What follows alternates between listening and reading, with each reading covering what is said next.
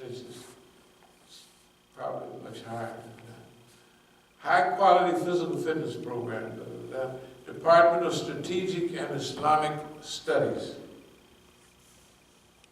will focus on analysis of world events, situations affecting Muslims, forecasting based on historical trends and current environmental circumstances, strategic planning based on what should be done to make the world better. That's what all this is already. Department of Strategic and Islamic Studies, a proper analysis. All our literature is a proper analysis if it's 10, 15 years old. And all the lectures, evidently they've been correct. Forecasting, you know what you're talking about when you can forecast the future behavior of your enemy, time after time. You know what you're talking about. If you can forecast that and predict their behavior, then you know what you're talking about. Strategic planning, all this is strategic planning. All this, everything, strategic planning.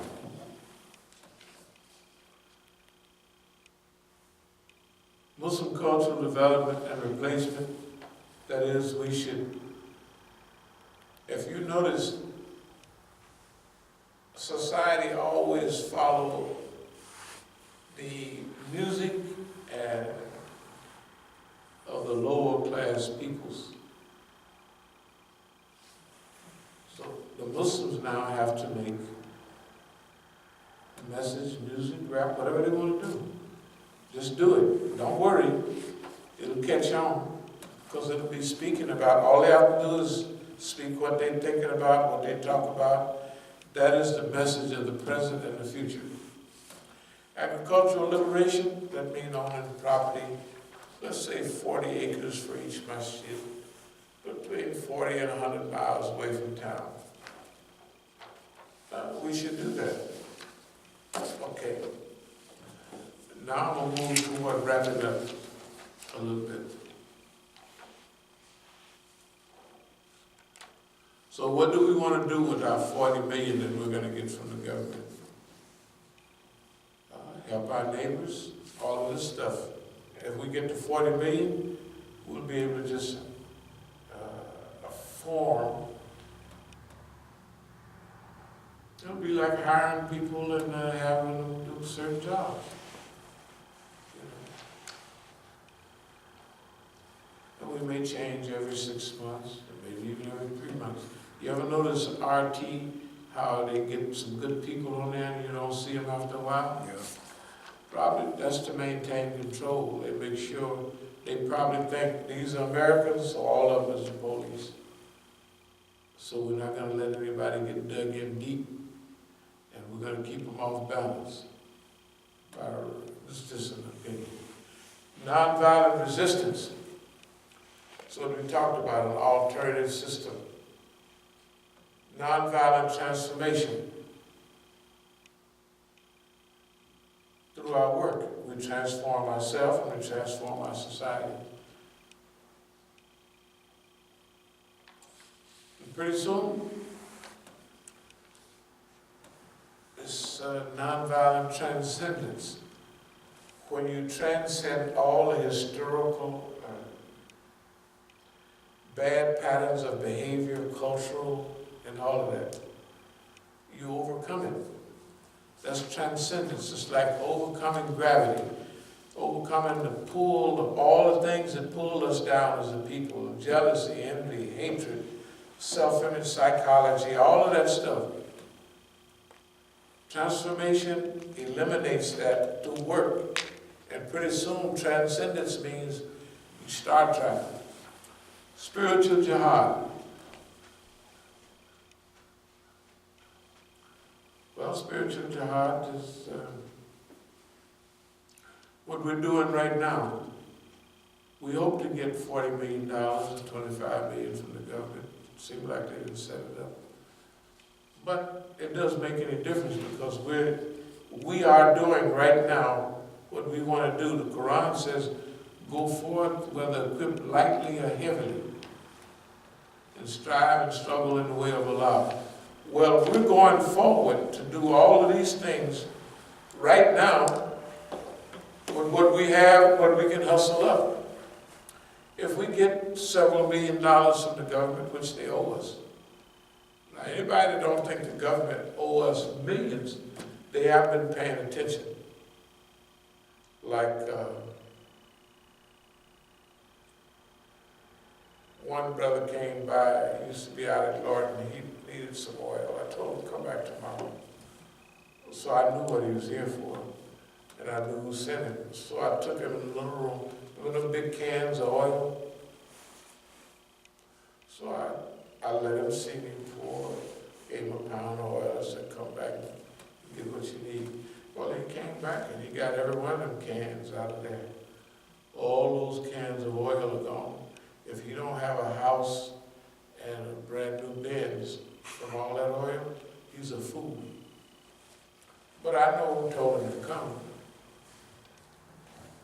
But the government sent him to make me mad, to show me that nobody cares about da-da-da-da-da. Remember last summer we painted the masjid, how everything looked nice. 2 weeks later, it turned into a junkyard out there, right? You see, now, when I used to have a few things myself, the DC government, man, they would be writing tickets on me every day. They even wrote tickets on stuff I had in the driveway to show you how.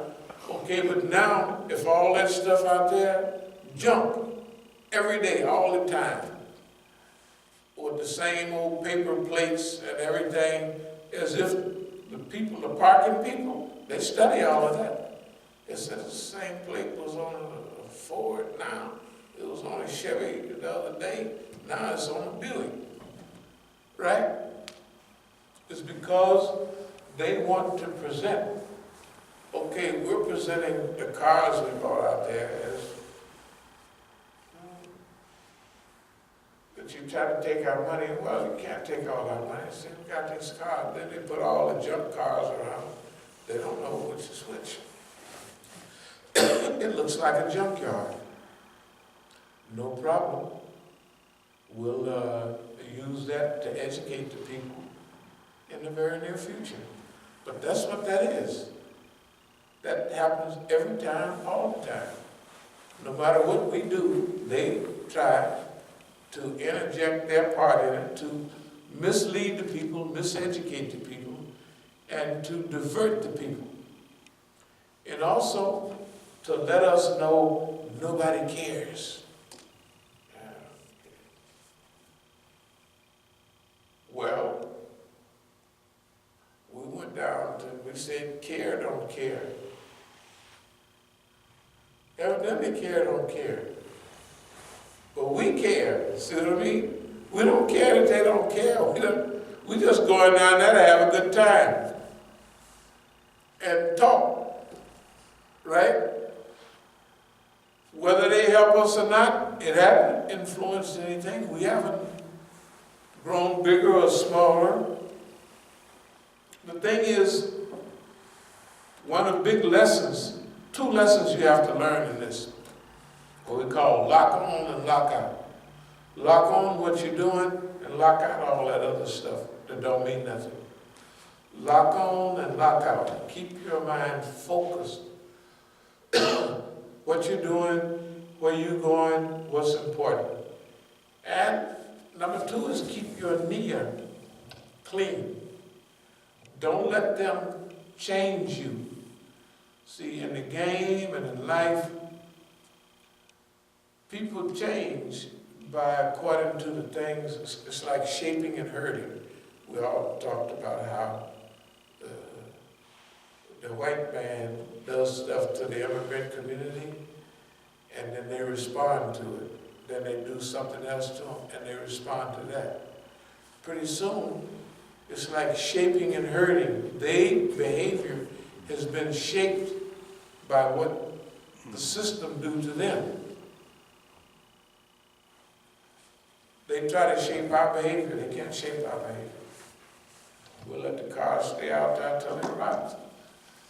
So I know a car is running good.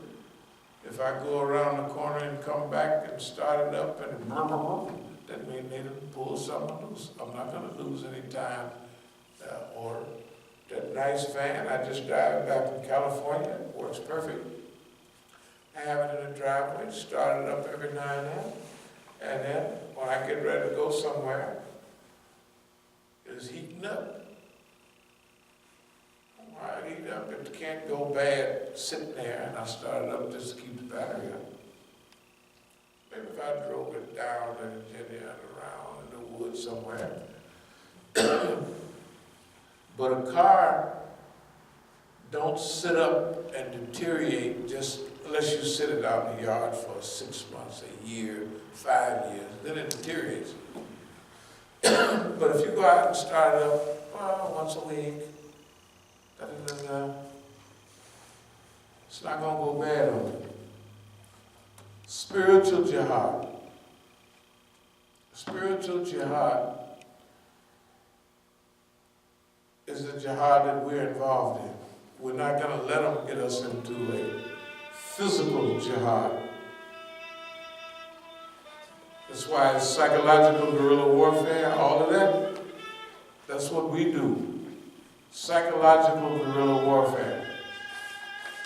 So, we're at a very comprehensive stage. The other thing we want to mention is the government has had a total failure. With us, it's been a total failure. Can you imagine? They failed in everything. Every house we had, they try to tear it down or have it messed up, right? Or they stack fines upon fines on everything. They don't do that much now, but they did it. They figure we don't have no more money. But that don't change us. You see what I mean? So staying focused is called a Lolo concept. And always keeping your niyyah clean, healthy, and wholesome. That you don't do things because of what people say, believe, and think. You do things because you know on the day of judgment, them people ain't going to be with you. They can't do nothing for you. They can't do nothing against you. That you going to be there. And you ain't going to be asked about, what about the brothers? You know, didn't the brothers help you? I don't know. You ain't going to be asked about the brothers. What did you do? So the system has had a total failure. We have gotten into the white man's head. He ain't got into ours. Look, whether we go overseas, whether we go to a program, you can't believe the amount of attention he paid to us and the amount of resources they use on us. When I say us, I mean one individual. He's been doing it. But now, they're paranoid. All of them is paranoid. The overseas people is paranoid. Everybody. And they done used all kind of stupid things for decades. I'll give you an example. One of the main people you see on the news is Javad Zarif, right? We used to hang out a lot together when he was in New York. And he had one of them four-door Chevys, about 1980, 81, something like that. So he was driving, and his back wheel came off. And he was just really, he said, man, my family could have been in the car. One of the other guys, big shots, the first thing they would say is, my family or my... Okay. I think it was November 8th, 16th or something. I was headed downtown, hopefully the chief was there. He was down to Hyatt Regency. I got a Fiat at that time, Fiat station wagon. So I slowed down, and when I slowed down, I saw a wheel go right past me. Guess what? It was my back wheel came off. All I did, picked that boy up and stuck that on, took a lug off one. These had 4 lugs on them instead of 5 or 6. I took one lug off each one of the tires and put it on that tire and drove on off. Now, I had a utility truck, you know, like they have those Pepco trucks. It was PG&E, Pacific Gas. You know, you buy them at the auction. And those days they had a hub cap, a cap over the wheel, you know. So when I would drive and I would slow down at the corner or anything, I would hear shh. So I took it to my friend, Turkish Brothers, and they hit everything under there, you know, the muffler, this, that. He said, man, I can't find nothing. He drove around the corner with me, and he heard the noise too. So he hit the wheel. He said, the front wheel, front right wheel. He hit it. I said, he said, wow, I can't find nothing. And then it went. So he took the thing and took off the little hubcap.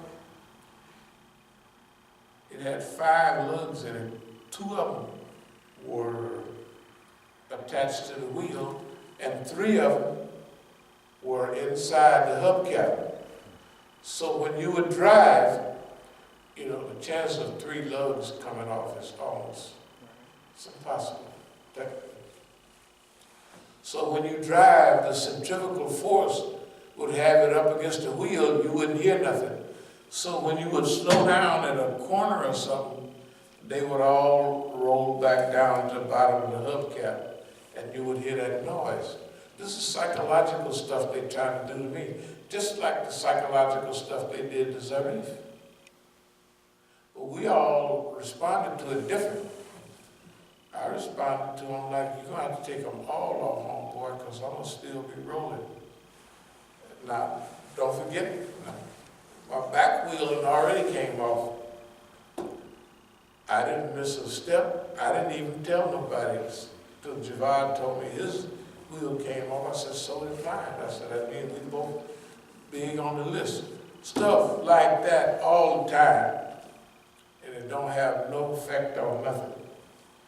So they've been a total failure. Can you imagine?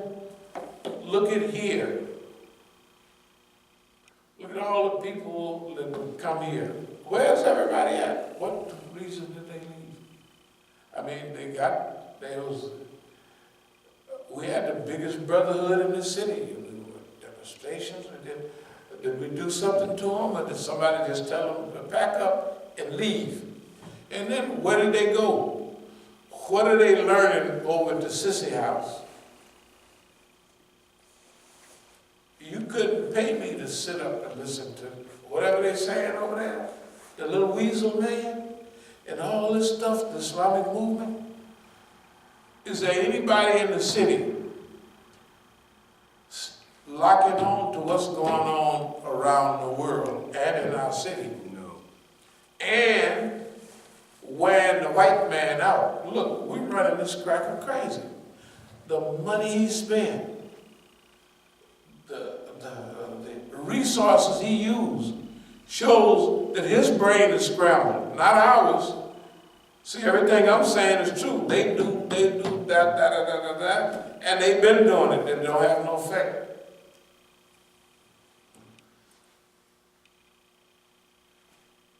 So we asked Allah to make a fool out of the white man. Y'all can kind of remember those. Oh, Allah help us make a fool out of this guy.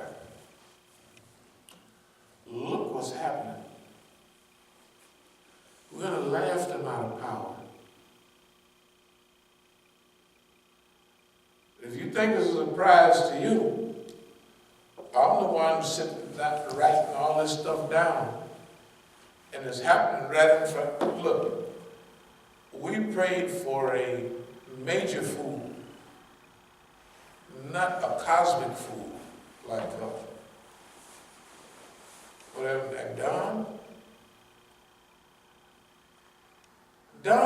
we could have never organized a group of people with billions in resources to discredit the United States of America as fast as Don had.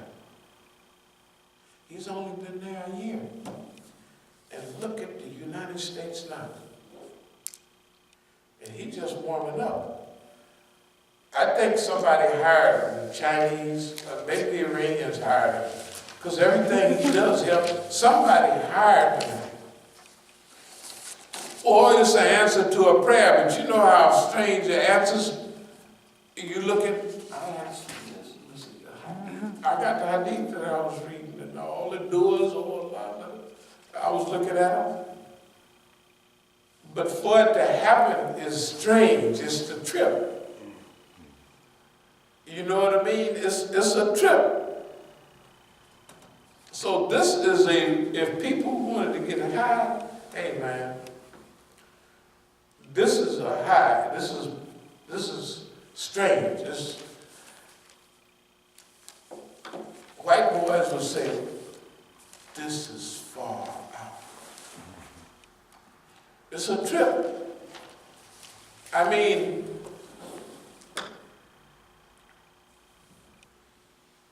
and it's a protection. See, if Don say, I hate the Muslims, well, did you watch the other news on all the shithole responses? Good God Almighty. Every white man in the world, and don't CNN, anybody watch CNN? Good God Almighty. This is abominable. So three or four dumb white folks might have liked it. 50,000 white folks came out. Did you hear what he said? Eric, daddy, Dr. King. Who are those Negroes? And one white man was talking to the guy on CNN, something like that. See, they used to call us Wobs and this, that, and Polacks. And they used to call your people niggers. And now and everybody